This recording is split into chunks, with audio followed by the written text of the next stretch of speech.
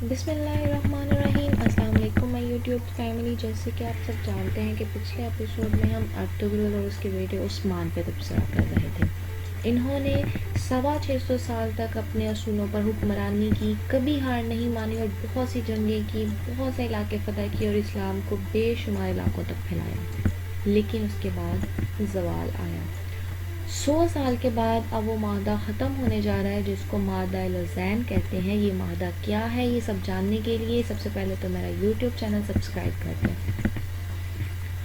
جب خلافت عثمانیہ کا خاتمہ ہوا تو برطانیہ نے اپنے خلیفوں کے ساتھ مل کر ترکی کو مجبور کیا کہ وہ اپنی باؤنڈری میں بند ہو جائیں اور 5 شرائط رکھیں۔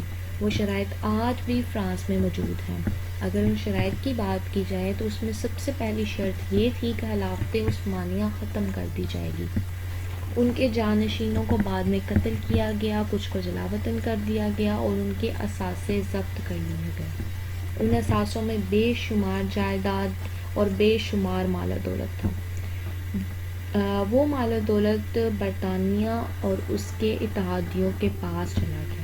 اس کے بعد ترکی کو ایک سیکولر ریاست بنا دیا گیا، اس میں سے اسلام کو ختم کر دیا گیا، خلافت پر پابندی لگا دی گئی اور ترکوں پر ایک اور پابندی لگائی گئی تھی کہ وہ پیٹرول کبھی نہیں نکال سکتے یا معدنیات نہیں نکال سکتے۔ اس کا مطلب یہ تھا کہ اگر زمین میں پیٹرول موجود بھی ہے تو وہ ڈرلنگ کے ذریعے سے اس کو نہیں نکال سکتے۔ یہ ایک بہت بڑی زیادتی کی گئی تھی کہ وہ پیٹرول کو صرف خریدیں گے، نہ کہ اس کو ڈرل کر کے خود سے نکالیں گے۔ ترکی کے پاس باسفورس کا ایک سمندر ہے جو کہ بہت زبردست قسم کا سمندر ہے، وہاں پہ بہت زبردست قسم کی بندرگاہ ہے۔ اس کو بین الاقوامی قرار دے دیا گیا کہ ترکی وہاں سے ٹیکس نہیں لے گا، یعنی اگر کوئی جہاز وہاں آتا ہے یا وہاں سے جائے گا تو اس سے ٹیکس نہیں لیا جائے گا۔ اب 100 سال کے لیے یہ ایک معاہدہ تھا جس کو ترکی ترک نہیں کر سکتا تھا، اس کی خلاف ورزی نہیں کرے گا۔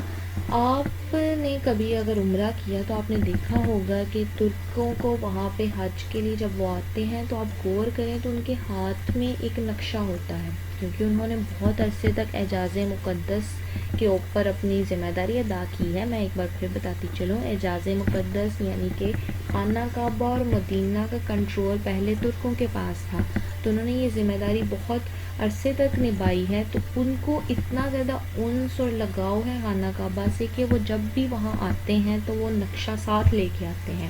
اس نقشے کی مدد سے ان کو ایگزیکٹلی یہ پتہ ہوتا ہے کہ کس صحابی کا گھر کہاں موجود ہے۔ اب اگر سعودیہ عرب میں نقشے میں کوئی تبدیلی کی جاتی ہے تو وہ معاہدے کے مطابق وہ ایک ایک پتھر اٹھا کر، ایک ایک اینٹ اٹھا کر اپنے ملک میں لے جاتے ہیں۔ استنبول میں ایک میوزیم ہے، انہوں نے وہ تمام چیزیں وہاں جمع کر رکھی ہیں تاکہ وہاں کے لوگوں کو پتہ چل سکے کہ اللہ تعالیٰ نے خانہ کعبہ کی میزبانی کی ذمہ داری 650 سال تک ترکوں کو دی تھی۔ وہاں ترکوں کے پاس جو نقشے ہوتے ہیں اس میں ان کے پاس ساری معلومات موجود ہے۔ ترک رو رو کر خانہ کعبہ کو پکڑ پکڑ کر دعائیں کرتے ہیں کہ اللہ تعالیٰ ہمیں یہ میزبانی واپس کر دے۔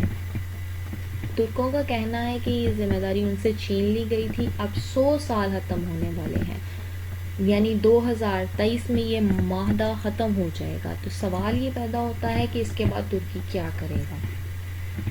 سب سے پہلے تو ترکی ڈرلنگ شروع کر دے گا اور زمین سے تیل نکالے گا۔ دوسرا، وہ باسفورس کے سمندر پر ٹیکس لگائے گا، یعنی اگر کوئی بھی جہاز وہاں سے آئے گا تو وہ اس کے لیے ٹیکس پے کرے گا، جس سے ترکی پیسہ کمائے گا۔ اس کے علاوہ ترکی ایک اور نہر بنانے کی کوشش کر رہا ہے جس کا نام استنبول کینال ہے۔ یہ کینال 5 سے 6 سال بعد بہت زیادہ اہم ہوگی، دنیا بھر کے جہاز وہاں سے گزریں گے اور ترکی بے شمار پیسہ کمائے گا۔ اس سے یہ ظاہر ہوتا ہے کہ مغرب اب طیب اردوغان کا دشمن کیوں بنا ہے، کیونکہ مغرب ممالک کو یہ نظر آ رہا ہے کہ 2023 میں یہ معاہدہ ختم ہو جائے گا اور اس کے بعد ترکی ایک بہت پاورفل ملک ہوگا، اس کے پاس پیسہ کمانے کے ذرائع ہوں گے، وہ معاشی حالت اس کی بہت زیادہ اسٹرانگ ہو چکی ہوگی۔ لیکن ایک اہم کام جو اس کے بعد ترکی کرے گا وہ یہ ہے کہ وہ مکہ اور مدینہ کی میزبانی لینا چاہے گا۔ ہو سکتا ہے کہ اس کے لیے اسلامی ممالک میں ووٹنگ ہو اور اس ووٹنگ میں سب سے اہم کردار کچھ ممالک ادا کریں گے، جو جیسا کہ ایران، پاکستان، ملیشیا، یہ سارے ممالک اس کے لیے بہت زیادہ اہم ثابت ہو سکتے ہیں. اس کے لیے ترکی نے ابھی سے ہی کوششیں جاری کر دی ہیں. وہ پاکستان، ملیشیا، ایران، ان سارے ممالک کے ساتھ اپنے تعلقات بہتر کر رہا ہے، اور وہ چاہ رہا ہے کہ پورا عالم اسلام اکٹھا ہو جائے تاکہ ہم اپنے اصولوں کو یاد کرتے ہوئے اسلام کا نام زیادہ اوپر لے کے جا سکیں. اس کے ساتھ ہی مجھے دیں اجازت.